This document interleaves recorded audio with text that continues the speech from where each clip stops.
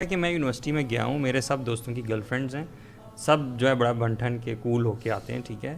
پڑھائی جو ہے وہ تو سیکنڈری اور پتہ نہیں ہے بھی یا نہیں اس لسٹ میں, تو اس نے کرنا, اس کا آبجیکٹیو یہ ہے کہ میری بھی ایک گرل فرینڈ ہونی چاہیے, ٹھیک ہے, جس کے ساتھ میں گھوموں. سوال میرا آپ سب سے پھر یہ ہے کہ جو ایک نوجوان جا رہا ہے یونیورسٹی میں, اس کا کیا آبجیکٹیو ہونا چاہیے اور کیا اس کے گولز ہونے چاہیے, کیا پرپز ہونا چاہیے, کیونکہ اگر یہ ویل ڈیفائنڈ ہوگا تو پھر وہ بھی کچھ نہ کچھ اس کو بھی ڈائریکشن ملے گی.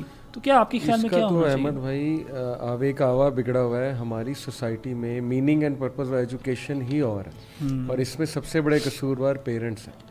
پیرنٹس نے اپنے بچوں کو شروع سے گریڈز لینے میں لگایا اور نمبرز لینے میں لگایا, اور نالج اور ریسرچ اورینٹیڈ جو ایٹیٹیوڈ ہوتا ہے وہ کل کیا.